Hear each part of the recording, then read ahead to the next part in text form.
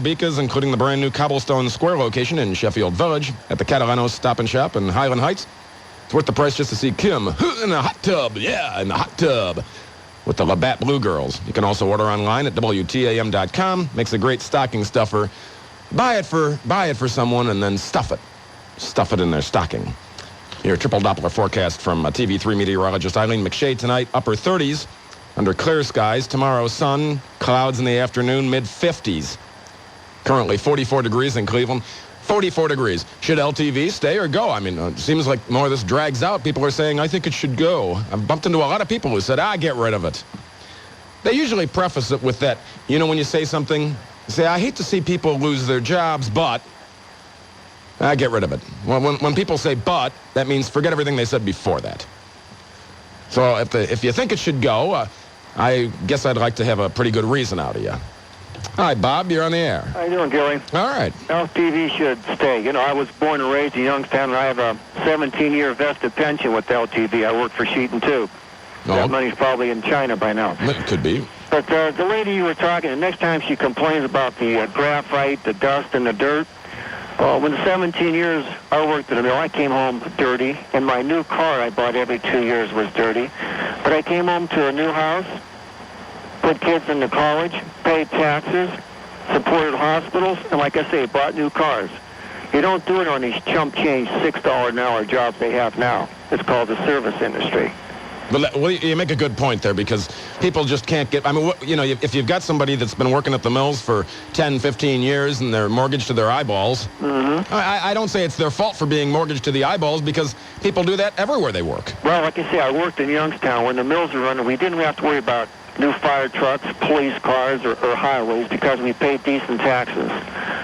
You can't pay decent taxes on chump change today. So we always bought new cars. We supported the school levies. You pay taxes. But again, you won't do it on chump change jobs. All right, Bob. Appreciate the phone call. Talk to you later there. Scott, you're on the big one. Are you there? I'll put you on hold and come back to you. Jim, you're on the air. Hey, is it me? Yep, your turn. Oh, hey. Hey, I was thinking, what I was telling your call screener is that LTV is going to have to go. And your reasoning? Basically, it's their cost position. If you take a look at what it costs them to convert and make steel in that facility in Cleveland, it would blow your mind. They can actually import steel from Brazil in a flat, what do they call it, a slab, bring it up here and roll it.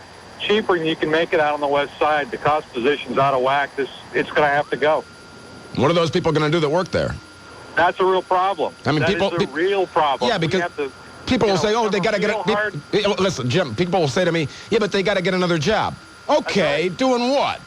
Yeah, they got to get another job. And unfortunately, we're seeing the beginning of the death of integrated steel in this country. Those guys are not going to make 75, 80 grand a year in their next job. They're just not. And I'll tell you what, their international sold them down the river with this deal. Had they come up with a bit of a pay cut, which of course would have applied to every other integrated mill, but had they might have been able to save this puppy. But their international union just sold them down the river. And William Brooker doesn't seem to think that he's got any responsibility for it either. Well, I'll tell you what, though. He came in and he set up a plan. And if that plan had been followed and reached, LTV would be in business on Wednesday. And part of the reason it's not is because the representatives of the International Union refused to allow these people in Cleveland and out of Indiana Harbor to take somewhat of a pay cut to make this work. And that was the only way LTV was going to flag. I'll put you down in the It's Gotta Go category. Thanks. All right, thank you. Hi, Jerry. You're on the air. Good evening, Rick. I am a first-time caller and a long-time listener. Well, welcome. I think LTV should stay. Of course, I'm hoping that a buyer will come forward and buy it. But I have two questions for you, Rick, maybe for you or your listeners. What these blast furnaces, what are they fueled by? Is it gas, coke, or coal, what? And the second question is, what does LTV stand for? What are those initials? I can hang up and I'll listen for the answers and have a good holiday. All right, you too. And I don't remember exactly what they stood for. It was three guys' names. I mean, people that work there know what it stands for. And I don't know what a basic oxygen furnace is fueled by. Is that fueled by oxygen or is it fueled by coal? I know that they talked about how many coal cars they have to have down there at the mill. just to keep the place running, and there just are not enough coal cars down there. So it's pretty obvious to a lot of people. They said, well, that's a good indication that it's going to plan on a shutdown there because you can't keep the place going. Scott, are you there? Yes, I am. All right, go right ahead.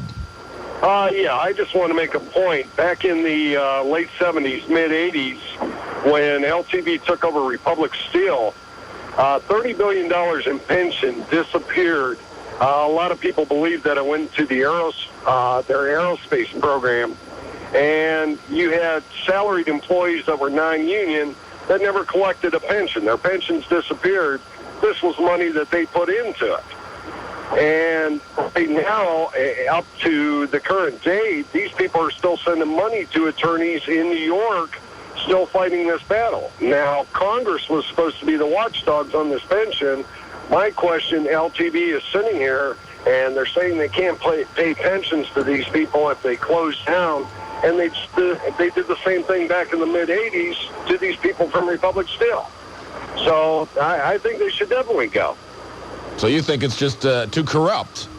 I definitely think someone's getting, how does $30 billion disappear and no one can explain what happened to it? All right, I'll put you down in the go category, all tied up, 2-2. TJ, talk to me. Hey, Rick. How you doing? Good. I think LTV's got to go. Yeah. You know, what's funny, this is TJ, the Cleveland cabbie. I've got your new book that you got to me here. You've got a list of reasons in here. Maybe I'll read them with your permission. I'll read them all. Sure. I'll do it after the bottom of the hour news. I'll come back and read all those because I can go into each one a little piece by piece instead of just trying to rush right through it. Yeah. My thought on the whole situation is I think those guys, they rode the gravy train for a long time, and they should get down on their knees and thank the good Lord that they cashed in as much as they did. But, you know, sometimes the gravy train comes to an end. And I don't care if they're buying cars, and I don't believe in putting down people that work for $6 an hour. They spend their money just like everybody else, and they work harder than the guy making triple time on the 4th of July, running the crane, doing nothing for 16 hours at LTV Steel. And so, you know, I don't like that caller's, you know, justification. Well, we spend money, so we should keep the place open so we can spend money and, you know. I figured that would get a response when he said that. But, yeah, so I didn't like that. I think any job, no matter what it is, it's important if somebody has to do it. And so I thought that was kind of a cheap shot. But like I said, you know, I saw this march going down, the 3-mile march with all these workers, and, you know, I give Kucinich credit for trying to do something good, but at the same time, I think Campbell, Kucinich, I think they're getting their faces in the paper, on TV. You know, like the Becker said, I think it's a political thing. You know, they look good, they're getting good print, and when I hear them cheering, "We want to work," I'm thinking, well, they're well rested. You know, maybe they can put them to work now, you know. I was surprised these guys could walk 3 miles. Somebody mentioned, pardon me, somebody mentioned to me, they said, well, why don't we check into Kucinich's voting record because he's a Democrat and see if he voted on NAFTA and GATT and what got us in this pickle to begin with. Yeah, that would be interesting, too. All right. You know, it was funny, too. I caught a little bit of him singing, "This Little Light of Mine, I'm Gonna Let It Shine." Was he singing that again? Yeah. We've still got that here somewhere, I think. I'll have to look for it. All right, thanks, TJ. All right, good talking to you. You too. Bye. Bye-bye. Yeah, I can give you the he has in his book here a whole list of reasons, aside from the ones that he gave on the phone, TJ the cabbie there, but I can get into that as well. Your phone calls. If you want to email me, if I can get into my email, I'm sitting here getting kicked out here. I don't know what's up with the computer. That's Gilly at WTAM.com. Stay tuned for important words and then coverage of what in the world's happening here on The Big One.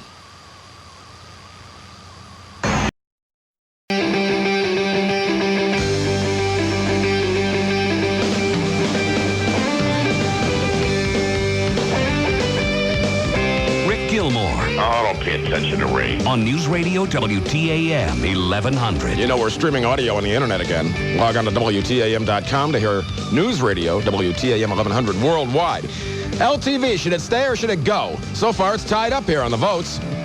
I bumped into more than a few people. I mean, if you live near the mill, it's stinky and dirty.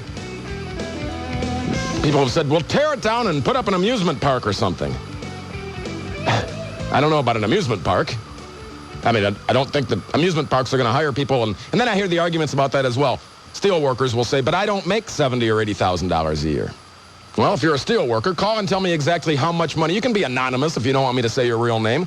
How much money do you make a year? And then another caller wanted to know a little bit about how those furnaces run and what LTV stands for. It looks like at this point, LTV stands for liquidate, terminate, and vacate. Hi, Jeff. You're on the air. Hey, Rick. Yeah, a couple things. You know, the only magazine or newspaper or media that's reported what actually is happening down there is Crane's Cleveland business last week. It's basic economics. You've got 50,000 retirees with only 3,000 people working. The automotive industry is their biggest user. Even though the economy's down, you're going to have your third largest share out of the big three in sales and automotive sales. You're going to have 16 million units coming out of Detroit. And they're not buying steel from LTV. GM dropped to LTV this year as a supplier. It's supply and demand. And when people have that many retirees, you can't support it that long. Healthcare is not guaranteed, and that's your biggest overhead. For a company to survive, you got to be able to pay those retirees health care, and that's why these hospitals are going under. The cost of health care is going through the roof. It's funny you mentioned the automotive industry. Somebody told me what they said, and they seemed as a reliable source. They said Inside Poop tells them that the Villager line out of Ford's Lorraine plant, the Mercury Villager line, is going to get shut down completely because nobody's buying them. Right, and the bad part, I'm in automotive sales right now. I'm driving to Columbus. I got to be in Marysville in the morning. These automotive plants will shut down for 2 weeks at a time. These people get paid 85% of their pay when they're shut down. Who gets hurt is the suppliers, like LTV, like me in the industry I'm in, because we lose the sales. You don't get the sales there, and it's the UAW, and the people are talking $75,000, $80,000 a year. These UAW, I was in the Ford Cincinnati plant last week. These guys last year averaged $150,000 a year. I'm talking to the plant manager, and he said, he can't do anything about it. They work fine Monday, Tuesday, Wednesday. The lines go down on Thursday. They work a little bit Friday, and they get the double time on Saturday. And he chews out the people that, bring the machines down and bring the lines down. And the UAW comes in there and does something. He can't do anything about it. Didn't they used to say never buy a car on a Monday or a Friday? Yeah. A car built on a Monday or a car built on a Friday because the auto workers are hungover on Monday, and Friday they want to go home. Well, it's a sad fact, but the big three and the UAW, that's the next thing that's going to hit in the next 10 years. It's the same thing. They've got so many retirees that they have to support. For every SUV sold, about $12,000 of that sale goes to retiree benefits. I mean, it costs that much just to do business now to support the retirees. Yeah, in the 50s and 60s, the unions were great, and they did their job, and they made them safe. But now they're just taking advantage of it, and you can't give somebody full health care at no cost. You can't give somebody 85% what if they made at no cost. It just won't survive. All right, Jeff, I put you down in the to-go category. Thanks for checking in there, Tiger.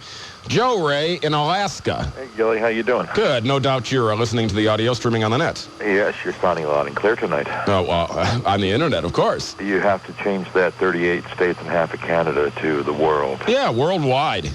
Absolutely.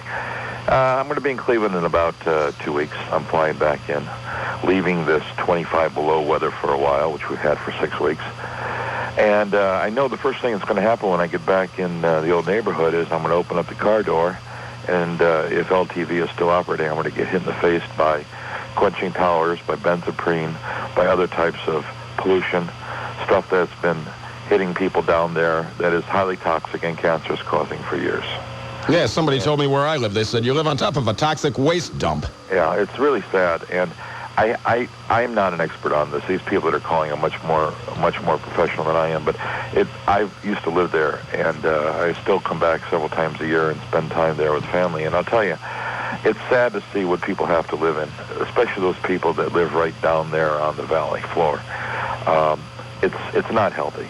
It can't be healthy, and worst of all, people are being forced to breathe this. People are being forced to raise their kids in this, and the old people are being forced to breathe this stuff.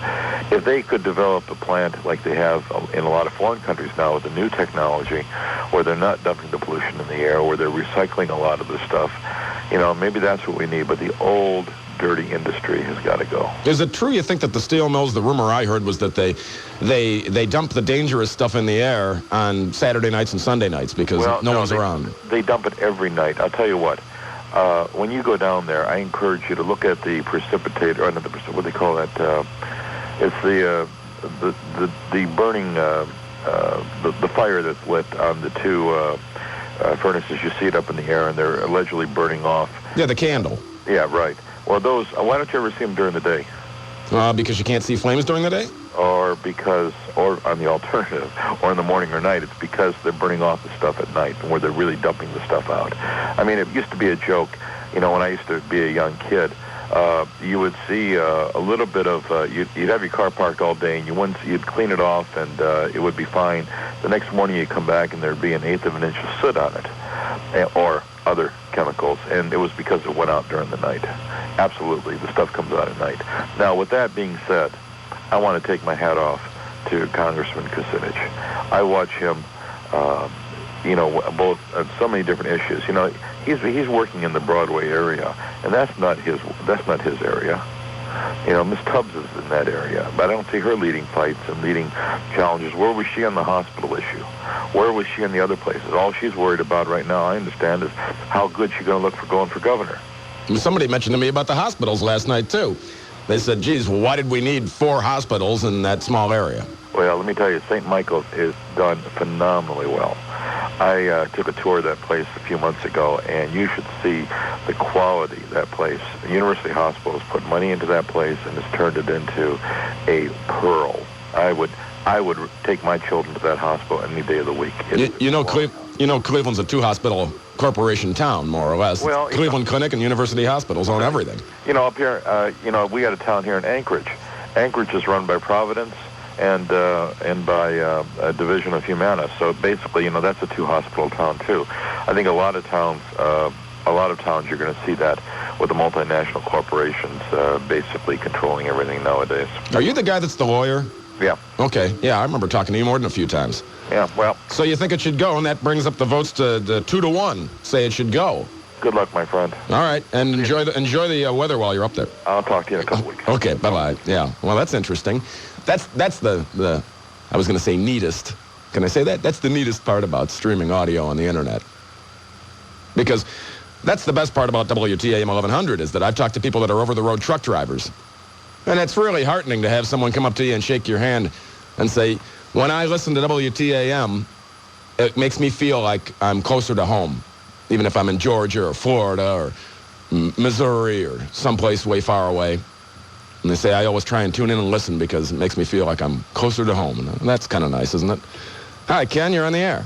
Yeah, how you doing, Rick? Good. Listen, I listened to 2 callers ago, not the guy from Alaska, but the other guy. Yeah. What people don't understand is that, 10, 12, 14 years ago, General Motors, Ford, Chrysler, IBM, Kodak, everybody went to Mexico. And the reason we have retirees is because they have more retirees than workers because they're closing down facilities to go to Mexico and other countries. China. I used to be in a plant. I transferred to Cleveland a few years ago. I used to be in a plant that we were making products for Brazil and everything until they got machinery set up over there. And obviously, we lost our jobs. It's interesting. I wonder where all the steel workers are tonight because, like I say, it's running 2-1 that folks say that LTV should go.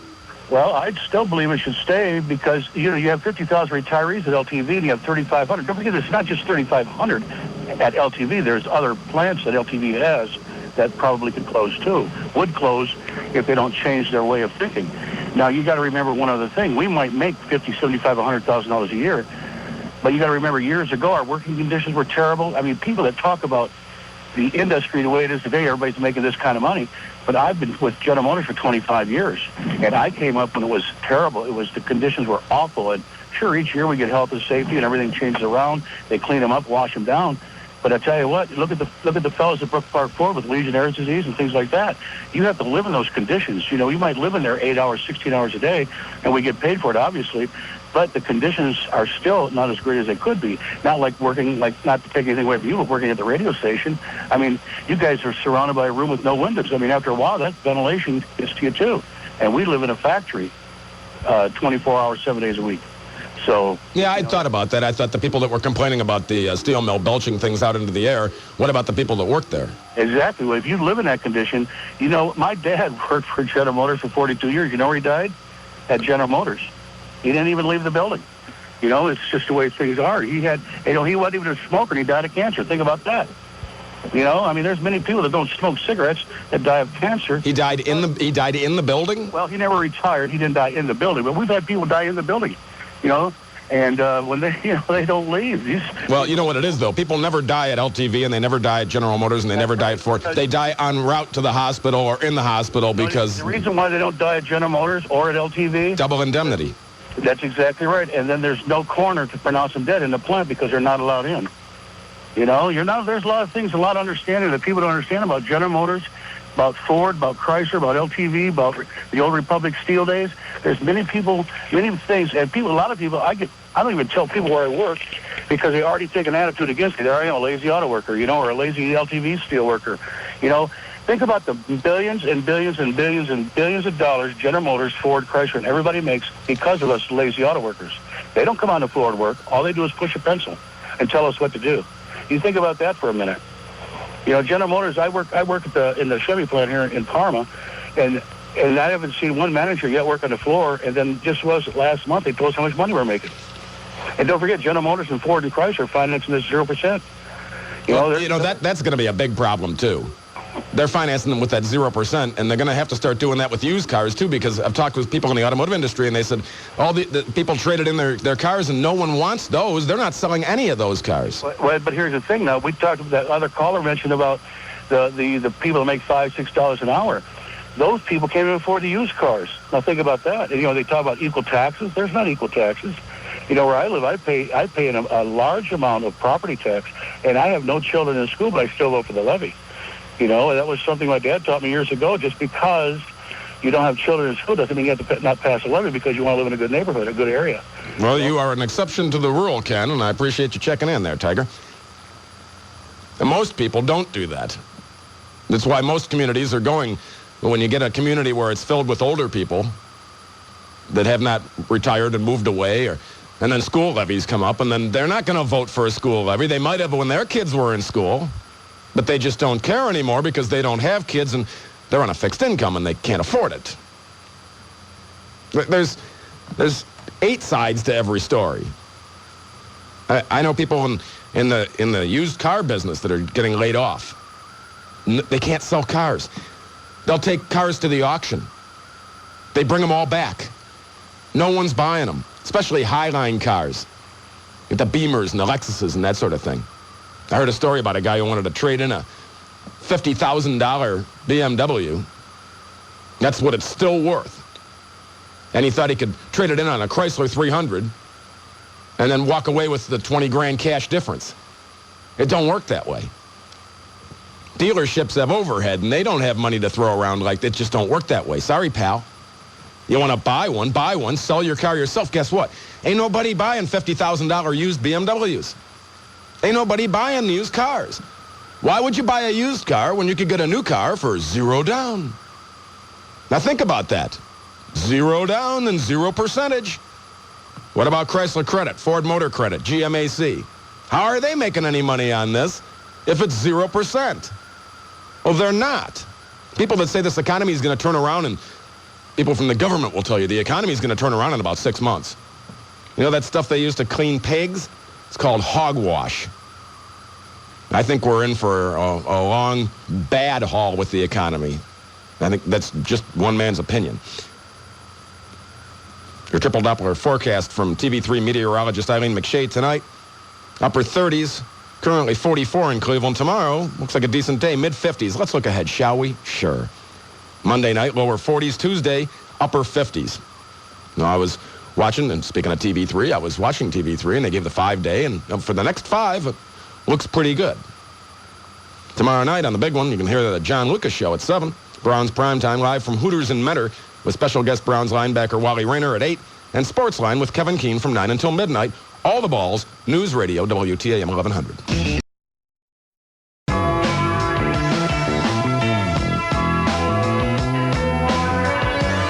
Rick Gilmour. I have a greater responsibility than you can possibly fathom. On News Radio WTAM 1100. I was just checking the wire services here. Thousands of union machinists at jet maker Pratt & Whitney are going to go off their jobs at midnight, walking out.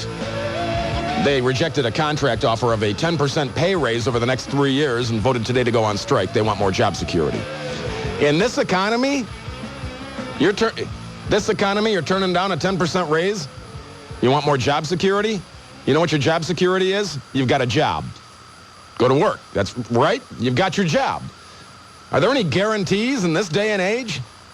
I still can't believe in a time of war that they'd go ahead and shut down a steel mill. And the votes are leading here. More of you say that LTV should go than should stay. Tony, you're on the air. Yeah. My question is, shouldn't we shut this mill down just for the workers' own good?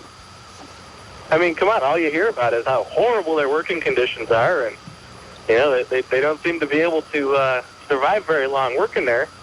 I mean, maybe they won't make as much money now, but... Well, you mean like the caller Ken that was talking about how dangerous it is to work at places like this? Well, yeah. I was thinking, isn't that self-perpetuating if you end up with 50,000 retirees that are all going to get sick from when they worked there and there's only 3,700 people working there now?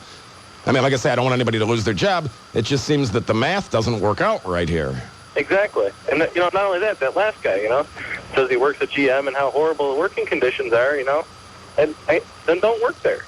You obviously like the money, you know, you're fighting for your job, but you want to complain about the working conditions and say, it just doesn't make any sense to me. You know what bothers me, Tony, is that there's little bars and restaurants that I know the names of, but I've never been there, and I know that most of the people that go there work at the mills. Yep. And I feel badly for them because I think, geez, they're going to end up probably going out of business because they're not trendy. No one says, oh, let's hop in the car and go to Kindler's or one of those places. I mean, nobody goes there unless they work at the mill. Yeah, I agree with that. I've been in the restaurant business for 13 years. I'm one of those ones who makes a piddly service, whatever that guy said, the service industry wage, you know. What do you do? I get by just fine. Restaurant management. Oh, okay. Yeah, restaurants I do just fine. You know, I might not have as big of a house as the guy who works in the steel mill, but, you know, I get by just fine. That's a tough business you're in. It is, you know, and you know, oh, you know, we worked so hard for that money, and you know what? I've never seen, you know, I don't remember the last weekend I had off, you know, and I do my work, and nobody's there, you know, saying, oh, like, you know, you gotta pay for this guy to survive for the rest of his life. I know I have to save for my own retirement, and I don't make nearly what they do. I don't know. It doesn't make sense to me. I think that the time for the unions is long, long gone. There are probably, let me run this one by you, there are probably people that did save, but I also know people that are Ford workers that have a brand new Explorer and a Mustang and a Harley and this and a that and jet skis and a van to go on vacation and a huge addition on their big house. And, I mean, they're mortgaged to the eyeballs expecting that they're going to work in that job forever and ever. Yep. And these people, sometimes they could be there 20 years, and there's people there with 22 years, and if they're laying people off, well, they might have to go. Yep. Or what if they're in a plant that closes down? We're not going to build those vans anymore. TRW. I know somebody who works at TRW. You know, just he walks around. You know, walked around for all these years. You know, had the nicest house out of anybody we knew, and all this stuff. And all of a sudden, whoa, I'm out of work. You know what I mean? He's got a few days until his job's gone. You know, and after all those years of feeling he was better than everybody else, and, you know, honestly, I'm not putting down factory work, but he wasn't working any harder than the rest of us. You know what I mean? You know, well, he thought he was better than us because he made a little bit more money, you know, but now he's getting a reality check. Now he can sell that big house and buy a smaller one. Exactly. Well, at least he's got a house, huh? Tony, I got to run. I appreciate the phone call. Hey, people, it happens in all industries. People in radio. And I know they say, don't ever buy carpeting. If you work in radio and you buy new carpeting, that means you're going to get fired within a week. Is that true or not? Not sure. More of your phone calls after coverage of what in the world's happening here on The Big One. Gee, should LTV stay or should it go? Seems like go is outnumbering stay almost 2-1. Phone number here, 578-1100 in the 216 area code. Toll-free, 888-723-WTAM. I want to remind you also there's a candlelight vigil/rally to support the workers and retirees tomorrow, December 3rd at 5 p.m. at LTV at Broadway and East 45th Street. 1100. Everyone's got an opinion. I got a pre-release of TJ the Cabbie's latest book. Before anyone, I'm the first media personality to get a copy of this book.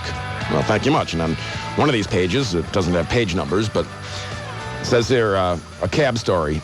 I picked up a passenger at LTV. LTV uses cabs to take employees with minor injuries to Charity Hospital. I pulled up to the dispensary. A man walked out. Going to Charity Hospital? Yeah, take your time. It's not a serious injury, the passenger said. Cabbie, what happened? Where'd you get injured? Passenger, I sat on a bench in the locker room and got a sliver in my ass. Now, this is TJ's opinion here. It says, I say let the steel mill die. Let's replace it with a giant amusement park and water park. Back in the 50s, people came to Cleveland from all over to work in the mills. Lots of people came here from West Virginia and southern Ohio. Right next to the steel mill is a neighborhood called Tremont.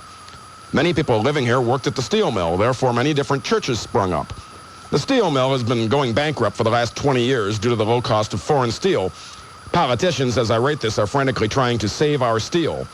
If the mills close, what you will miss the most? The air pollution and foul odor?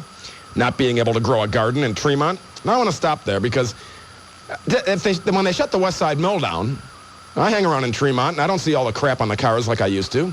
I think the people in the Broadway neighborhood are the ones that are getting the crap on their cars. But anyway, the sign at the front gate that states how many days the mills have gone without a disabling injury. The employees who cooked on the furnaces while the other workers performed their job. The employees who bring in the alcohol. The employees who work gravy union jobs 16 hours a day, 7 days a week. And the giant smokestack with the big flame, the giant candle where they melt the steel. Finally, all the tax revenue. So a little good and a little bad there, eh? A lot of tax money just going away. And I'm looking on the big board, and you know what? Every single person on the big board says LTV should go. Every single one. Joe, you're on the air. Yeah, hi.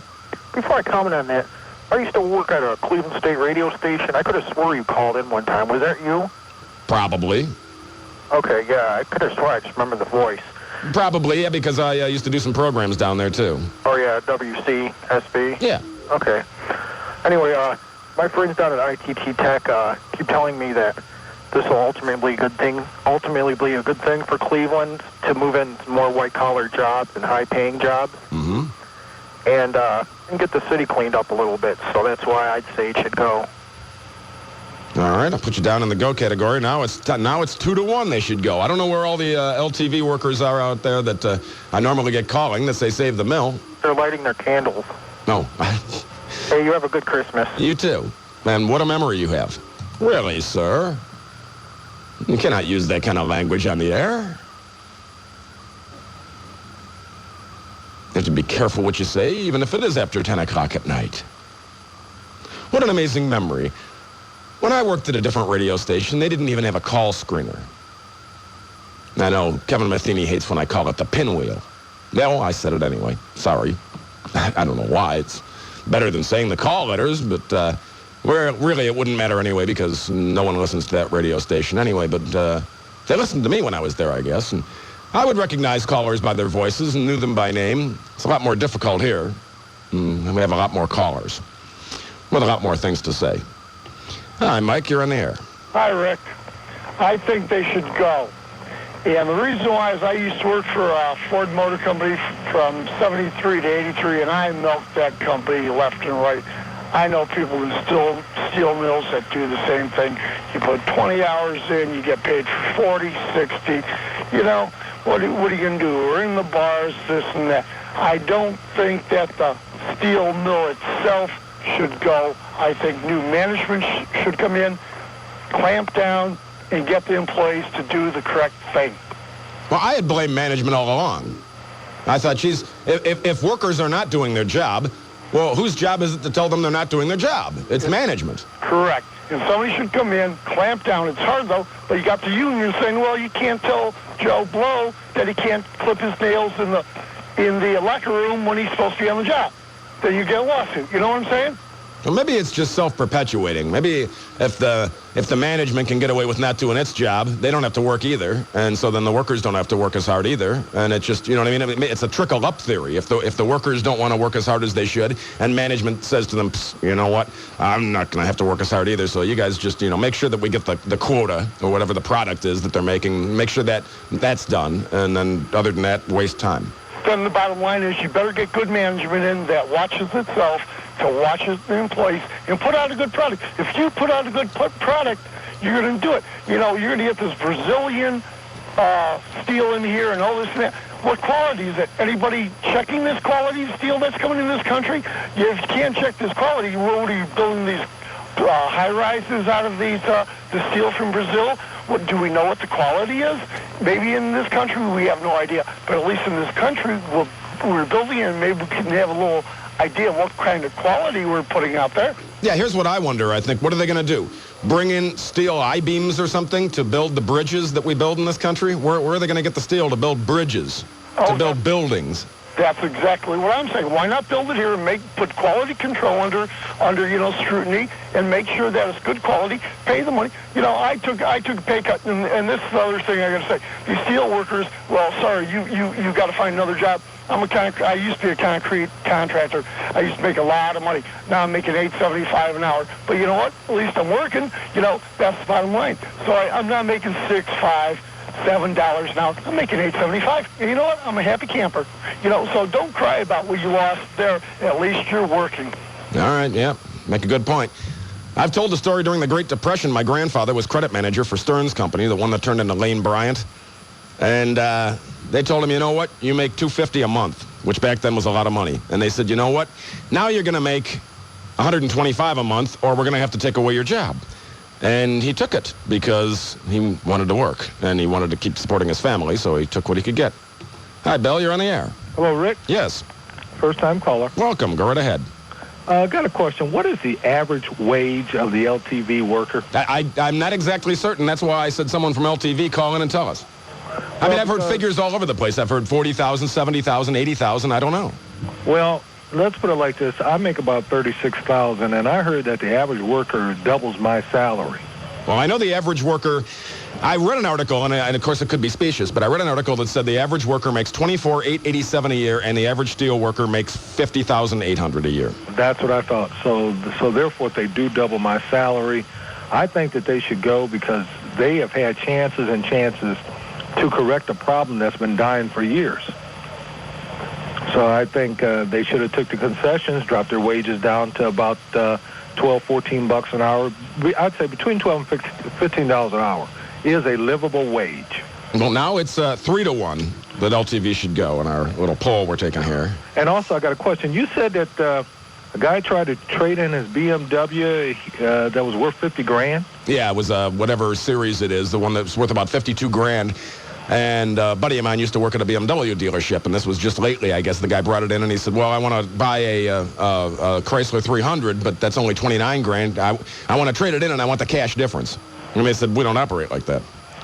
So how would that work if he tried to trade it? Well, I guess it was paid off. I mean, he couldn't find anybody to buy it on the open market, so he wanted the car dealership to eat it. And they're not going to eat it because nobody's buying $50,000 BMWs right now. Okay, well, the offer's with the 0% interest. Your credit has to be near perfect in order to get that, right?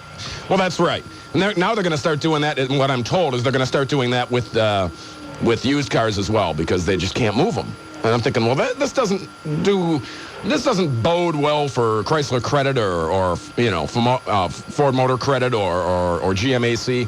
How are they going to make any money if it's 0%? Okay, I got a parting question for you. I'm going to buy a house next spring or summer. You think I'll still have a good shot at low interest rates? Well, what I'm told is, and if you go to a bank and you can refinance if you've already got a mortgage, low interest rates, as set by the Fed, do not trickle down to mortgage rates for quite a long time. So as long as everything stays low, it may take 9 months for it. If you're going to wait a year, yeah, I think you'll do okay. How's your credit? Credit's pretty good. Do you know what your credit number is? Close to 6. Well, it's 3 scores. So the average score is about, I'd say, 640, 660. Yeah, that's about like mine was. The only problem I had was I was buying a double house with no money down, and I had a hard time trying to get financed. But they said that was pretty good credit. And I said, well, you know, as long as you pay your bills, I guess your credit stays fine. Right. And now I figured, well, I've got credit card bills I can't afford to pay, but what do I care whether they get all their minimum or not because I've already got a house? As long as the mortgage people get their money, the other people can go hang and go ruin my credit, I guess. I don't know whether that's backwards thinking, but I thought, well, I know one person that's going to get paid, and that's the bank that owns my house. And I talked to a guy who says, you know what, even if you got in trouble one month, you could call them and say, you and I, say this to the bank, you and I have a wonderful relationship. We're holding hands here in this wonderful relationship in this home that we both own. He says, because nobody wants properties right now because nobody's buying them.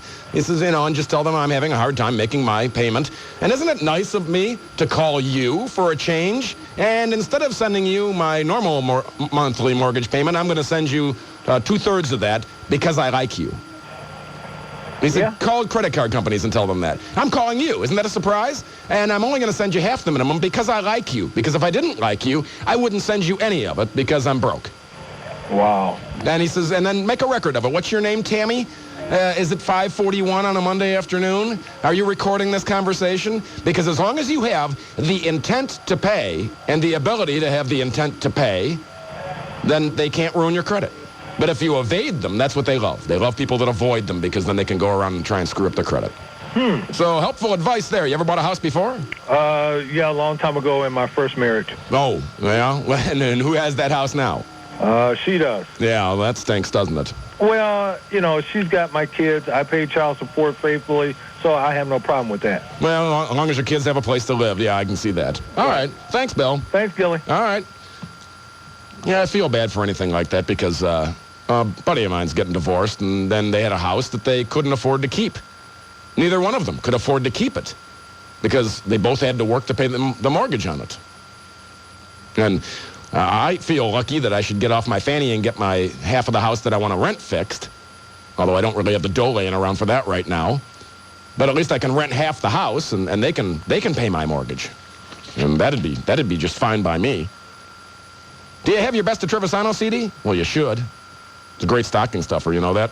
Round 2 is available at all Medic drugstores, participating Borders Books in Beechwood, Cuyahoga Falls, Fairlawn, Solon, Strongsville, Westlake, at all Arabicas, including the brand new Cobblestone Square and out there in Sheffield Village, and at Catalano's Stop and Shop in Highland Heights. Notice Catalano ends in a vowel, but then again, so does Medina. It's worth the price just to see Kim in a hot tub with the Labatt Blue Girls.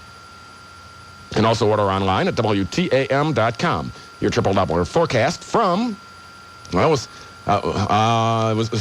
when I say triple Doppler, I always think of doppelganger, and I had to look it up. Do you know what a doppelganger is? It's a ghostly double of yourself. I thought that was pretty odd, wasn't it? That follows around the person. Interesting, eh? Anyway, your triple Doppler forecast from TV3 meteorologist Eileen McShade tonight. Upper 30s, currently 41 degrees in Cleveland, 41. Scott, you're on the air. Hello, Gilly, Don Weissman. Oh, this is Don. I'm sorry. Go ahead. Yeah, this is Don from Macedonia. Okay. I'm a steel worker from LTV Steel. So you can answer some questions for us. I can answer a lot of questions for you. What would you like to know? Somebody wanted to know what the blast furnaces run on. Is it coal, coke, or what? Yeah, blast furnaces operate. Their energy source is coke and natural gas mixed with a little bit of fuel oil. Okay, and then they were saying that there's not enough coal cars down there at LTV currently to even keep it operational. Actually, we've been receiving coal cars.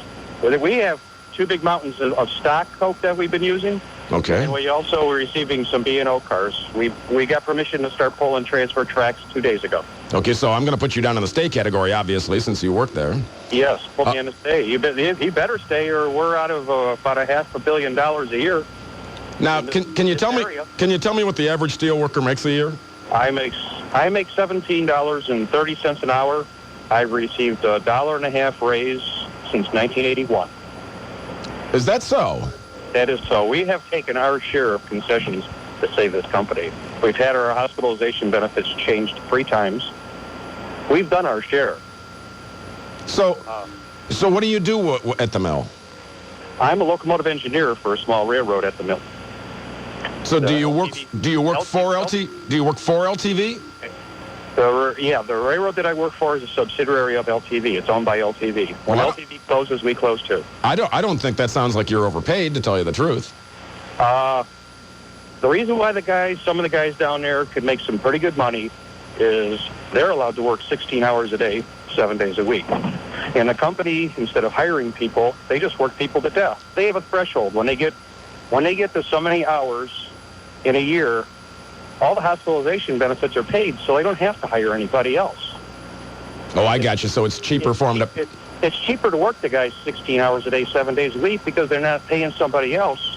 Well, for the benefit package. Do they force them to work 16 hours a day? Yes. Yeah. So it's not like an optional overtime. They tell you you're going to work 16 hours a day, 7 days a week. What they do is they set a schedule, and you work that schedule for the week. Oh, I got you. Yeah, because I knew a guy that worked down there years ago, a friend of mine, and he said, I'm making a lot of money, but I don't have any time to spend it. You don't have a life. Your family life suffers, your kids suffer. A lot of things suffer to keep that job. And that's how they get away. That's how they get away with paying benefits on a lot of other employees. We only have 3,500 people down there. When I hired out there 30 years ago, the west side had 12,000 people, and the east side had 10,000 people. They're running the whole operation with 3,000 people. Now the west side. Hello there. The west side mill is shut down. Yes, it is. So the people in Tremont don't have to worry much about whether or not it smells, because I really can't see it wafting over, can it? No. I mean, I think the people in the Broadway neighborhood, maybe they still have a complaint. Yeah, they can still complain. There's still a little bit of dirt going their way, but that place has cleaned itself up pretty good lately.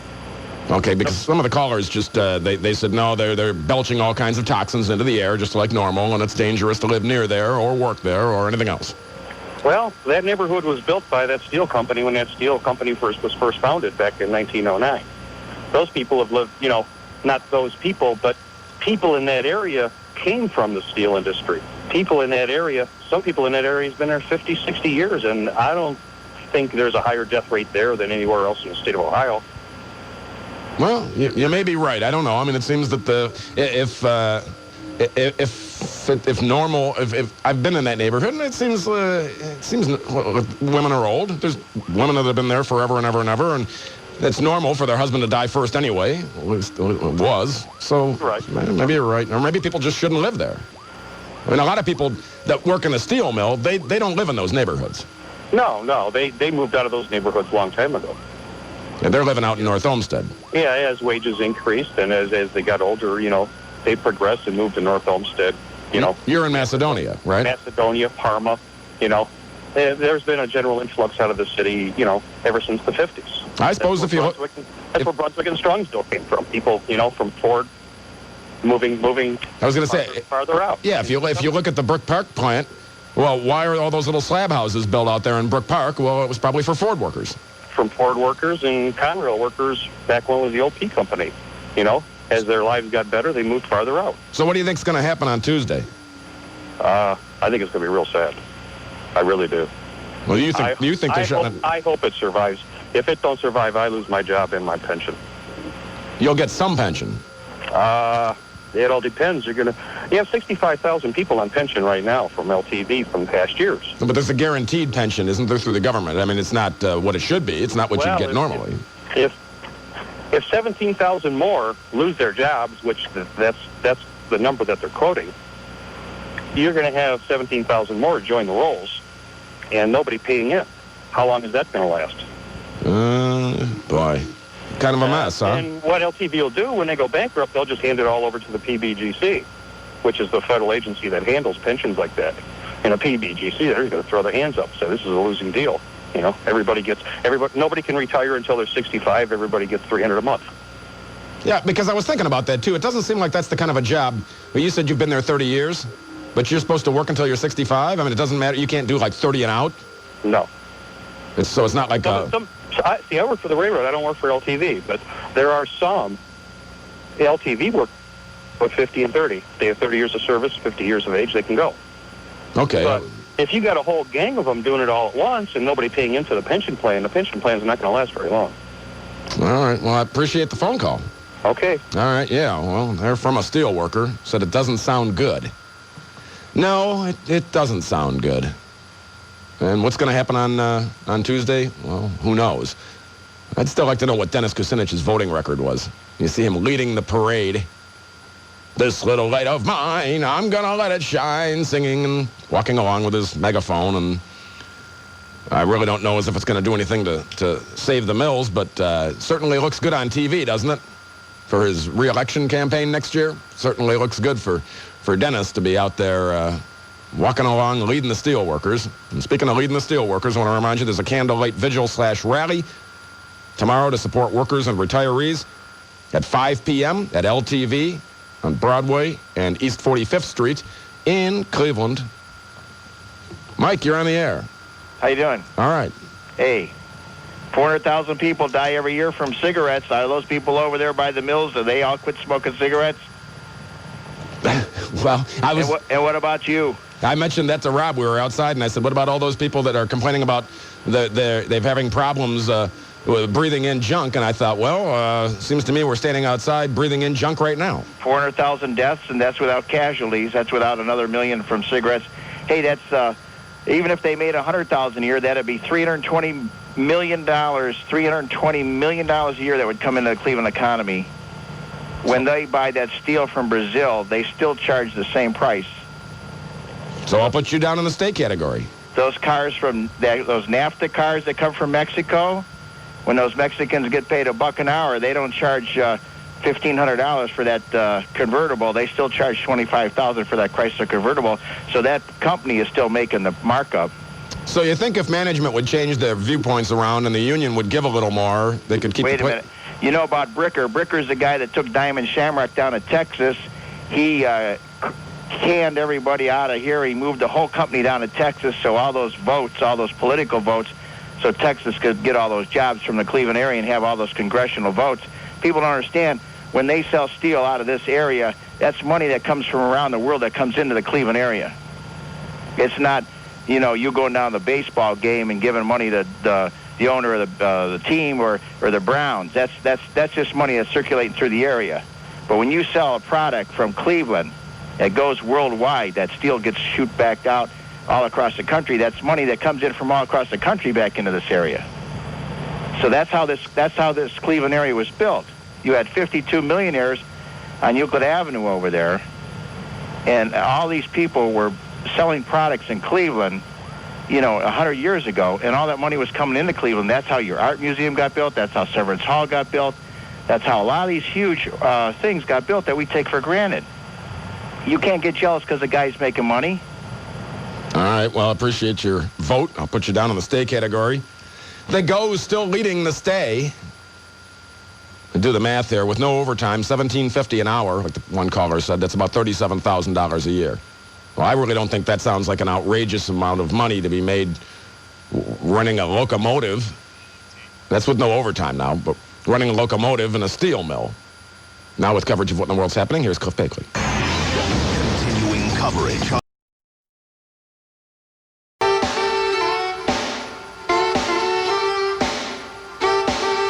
Rick Gilmore. You want answers? I think I'm entitled. You want answers? I want the truth. You can't handle the truth. On News Radio WTAM 1100. Have you listened to Glenn Beck, you sick freak? He's an all-American kind of guy. Got a great sense of humor. You can hear him weekday mornings at 9 following Wilson Coleman here in the morning on the big one, News Radio WTAM 1100. Well, should LTV stay or go? So far, the goes are outnumbering the stays. If you're on the line, I'll get to you. We're pretty stacked up around here. Scott, you're on the air. Hey, Mr. Gilmore, how you doing? All right. I just kind of want to jump in there. I'm a union electrician. Called you last Sunday.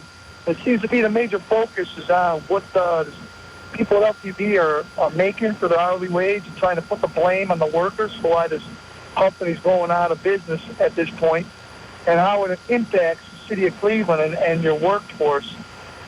A lot of times down at the mill there, projects go on, blast furnaces get shut down, and they do major overhauls and things like that.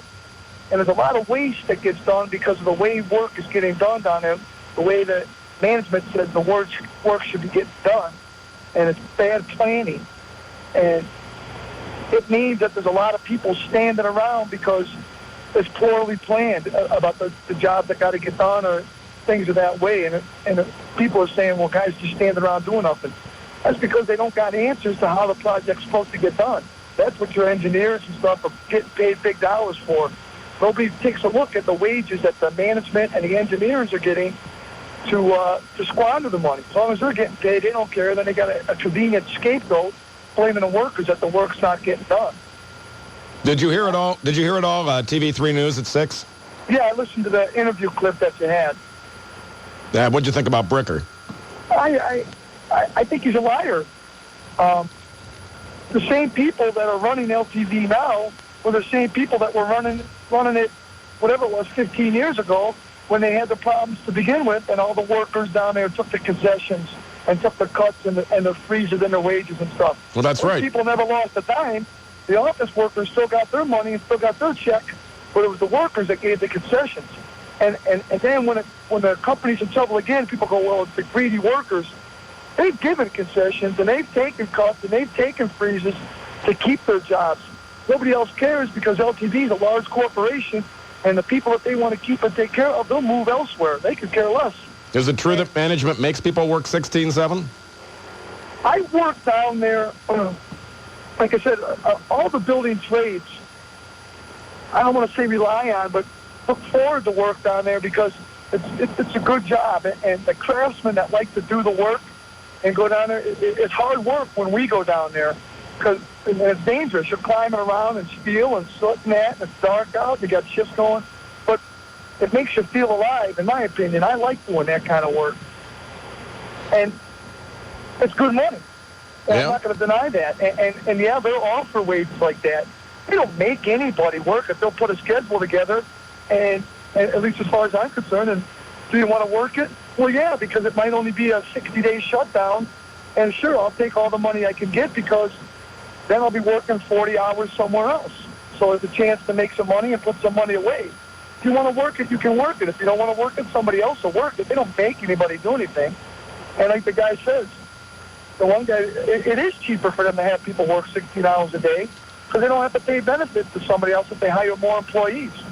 But that mill directly impacts not only the 30,000 or the 3,000 employees that are at the mill, but it impacts the iron workers, the electricians, the millwrights, the pipe fitters, the plumbers. All those people at one point or another throughout the year are going to be working down there. And that was a good source of income for people to work down there. If you take that away, now you're taking away other jobs. We have, say, 2,300 members in the IBEW and Local 38. And work is slow for us in the city right now. Whereas if LTV is cranking out, you can always rely on a couple shutdowns and a couple blast furnaces where you're going to be putting 100, 150 electricians to work for at least 60 to 90 days. You know, so you always know you're going to be able to put people out there.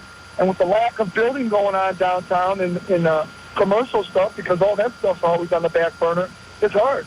By myself, I'm working out of town right now. I'm on my way to Marietta to work at a powerhouse that I've been working out of town. So I don't really appreciate people telling me that union workers are making too much money. I'm sacrificing. For me to keep a job, I'm traveling out of town to work. And that's one of the benefits I get from being a union member and holding a union ticket.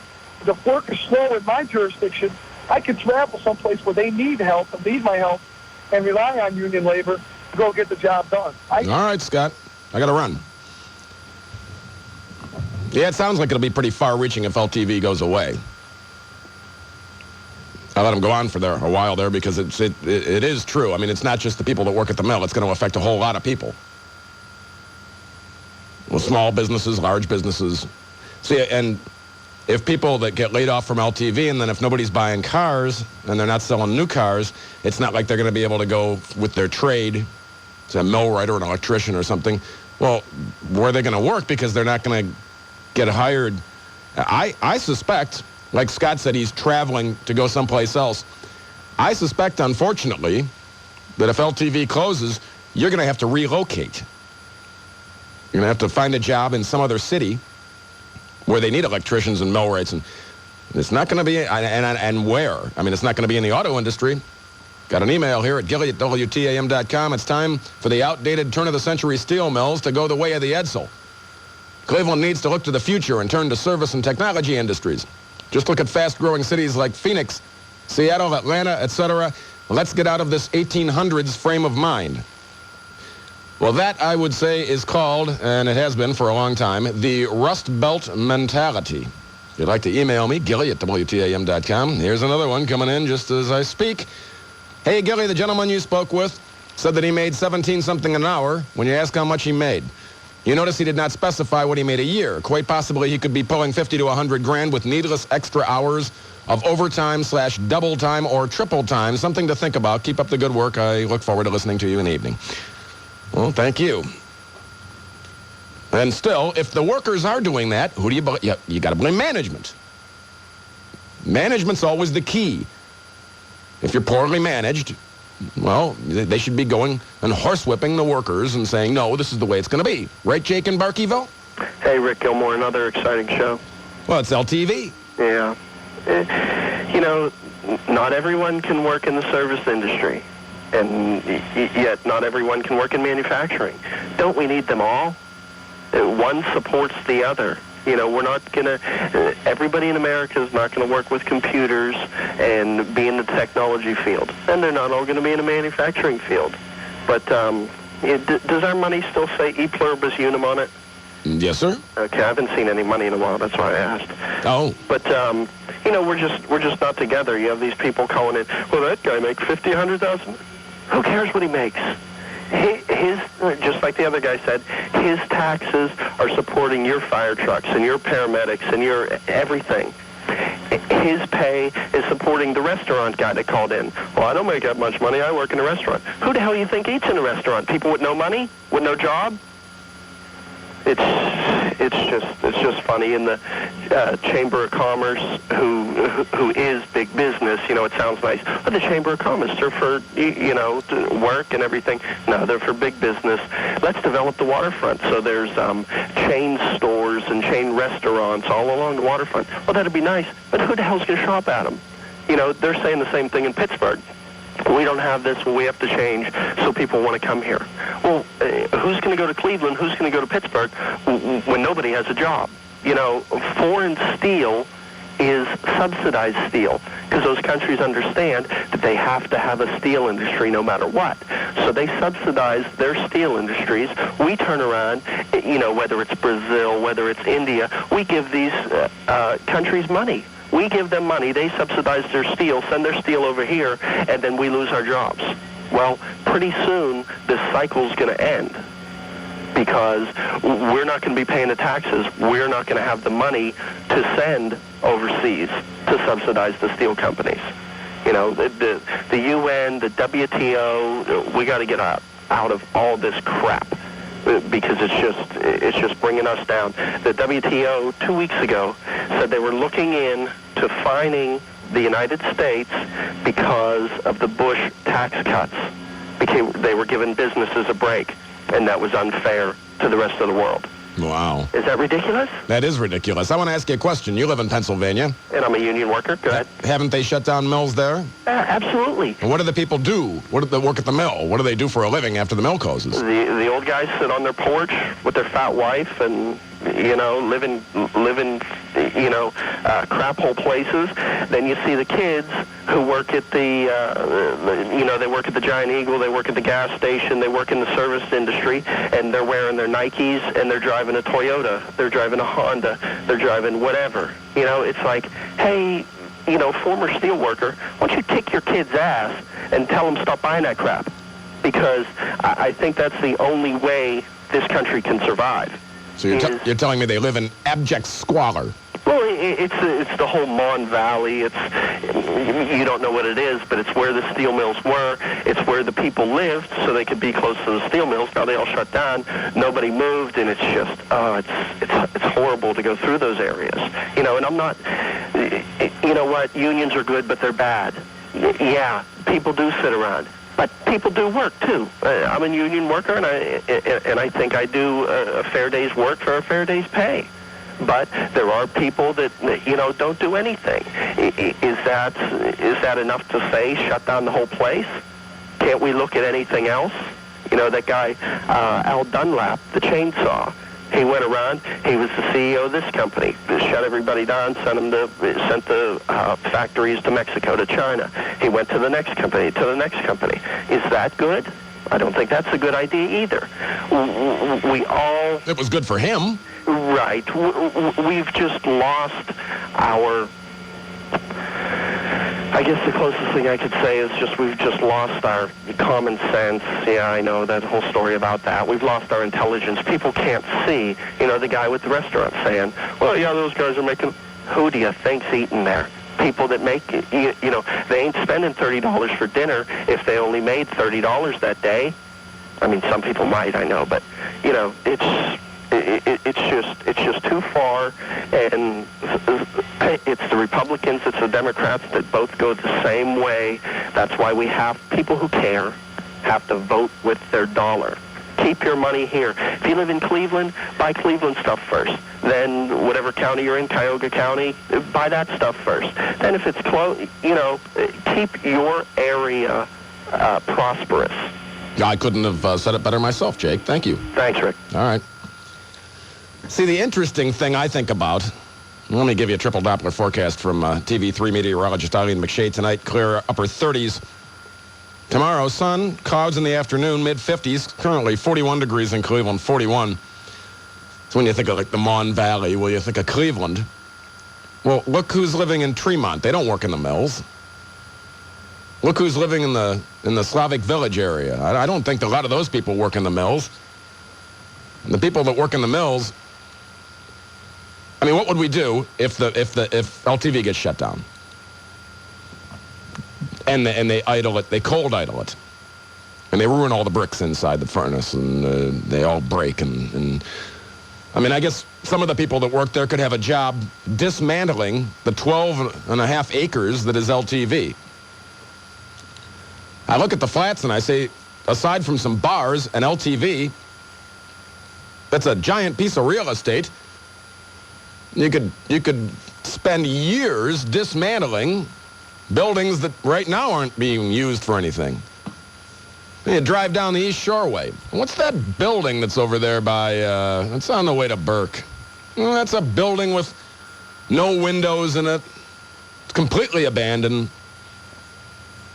My buddy Jerry, the Icelandic plumber, who, by the way, ladies, is available, said, well, they're saving it because the structure it's so well built that they hope somebody will move in there someday. Well, I guess. You could also just tear down everything in the flats. You could, like TJ the cabbie said, put up an amusement park, put up a water park, put up expensive townhouses and condos, and have technical firms come in and biomedical and make computer chips or something. People that work at LTV could literally spend years dismantling LTV and years in the building trades building other things. Now, the problem is, when that's all done, then it's a service-oriented industry again where all the people that work at the amusement park make minimum wage. Have you gotten your Best of Trevisano CD? Round 2 available at all Medic drugstores, participating Borders Books in Beechwood, Cuyahoga Falls, Fairlawn, Solon, Strongsville, Westlake. At all Arabicas, including the brand new Cobblestone Square located in Sheffield Village at the Catalanos Stop and Shop in Highland Heights. It's worth the price of admission just to see Kim in a hot tub with Labatt Blue Girls. And they're hotties, too. I've got mine. If you don't have yours, well, shame on you. You can order online also at WTAM.com and buy it and stuff it in somebody's stocking. Hi, Paul. You're on the air. Oh, yeah. I wonder if you saw the special with Dick, well, it wasn't special. It was Dick Fagler's usual show on Friday night.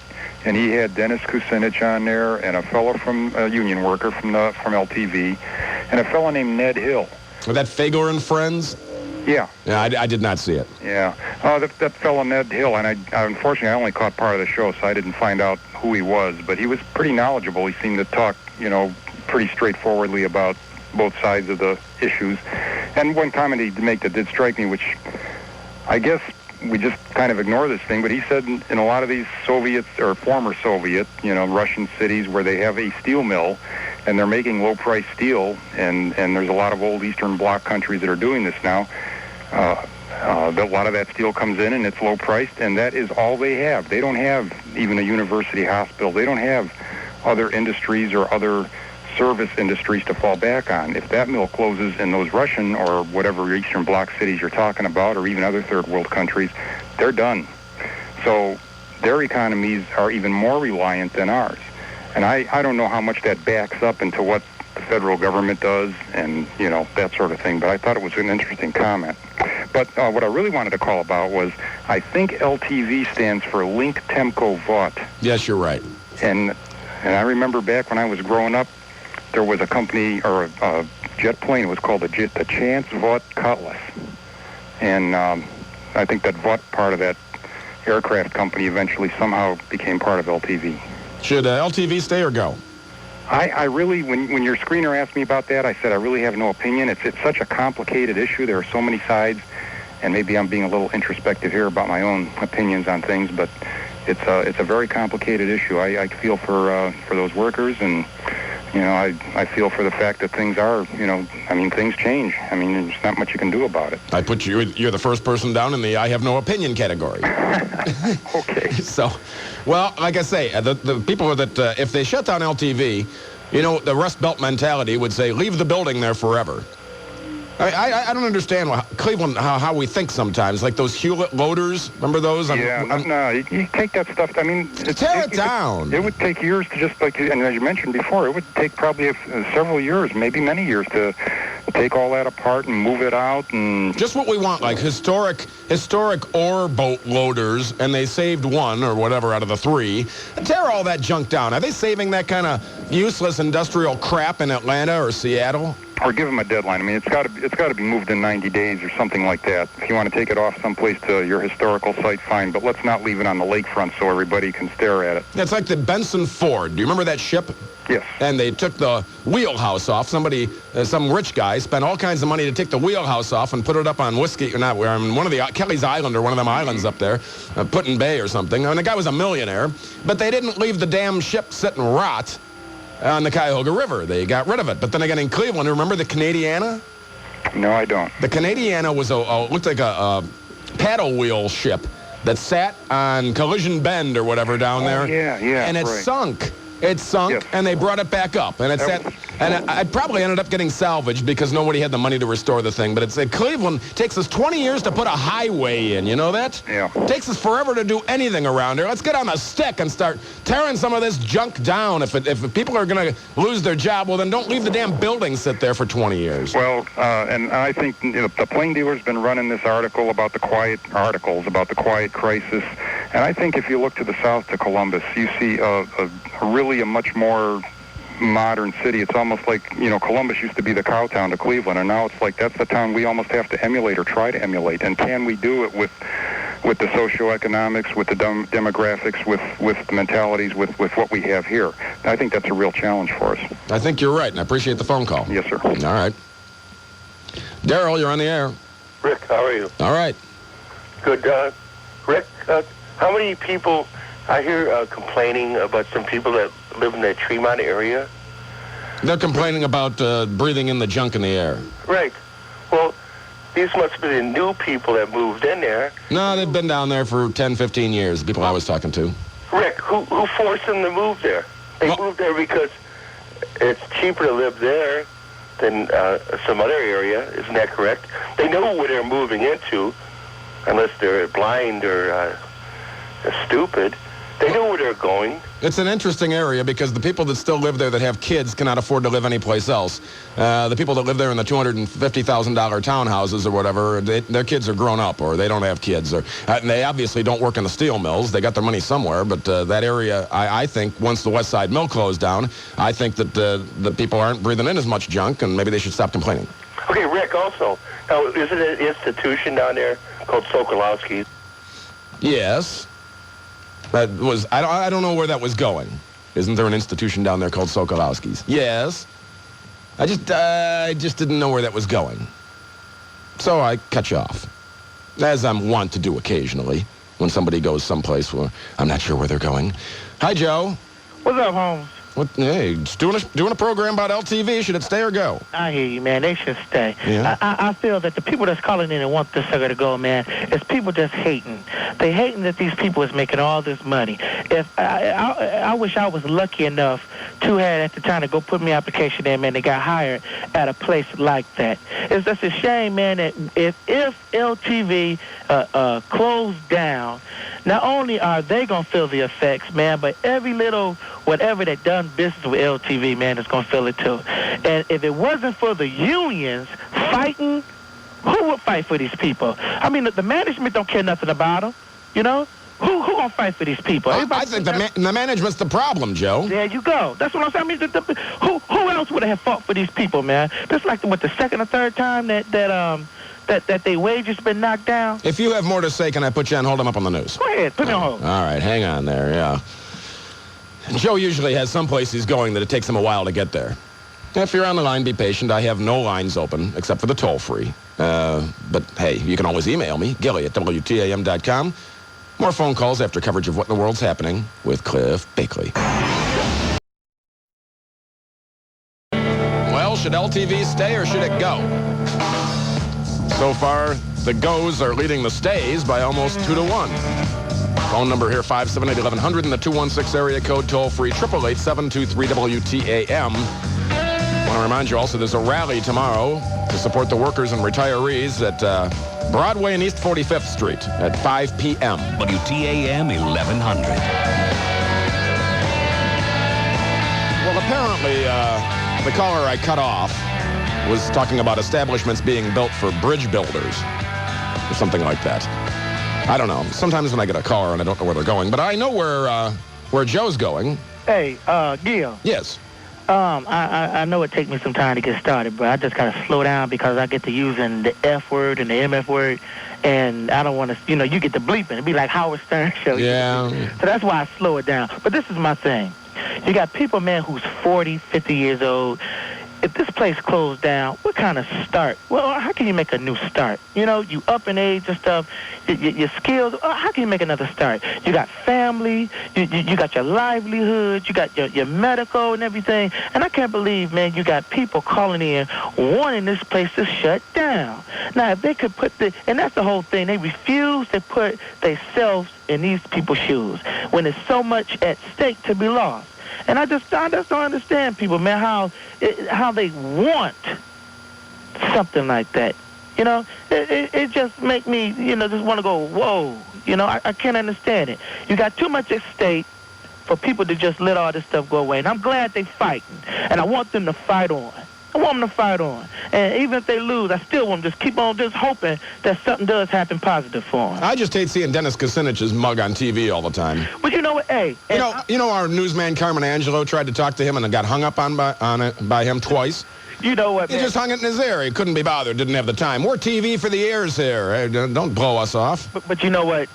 Dennis doing his thing, man. I'm happy he's doing his thing. He's fighting for the people, and to me that's what it's all about. He's fighting for his re-election bid, is what I think he's doing. Well, you know what? It's a lot of people who should fight like that. If that's the case, they should do something because it's terrible, man. And Dennis, he helping out them. He helped out the people at St. Michael's Hospital, and he was one of the few that jumped in when everything, was just getting started. He didn't just jump in just to make political whatever. I mean, he started, man, when everything, was, what I'm saying, at the beginning of everything. And, I mean, Dennis, he is for the people. I like to think he is because he's just into so much stuff or something. When you really need him, he's there.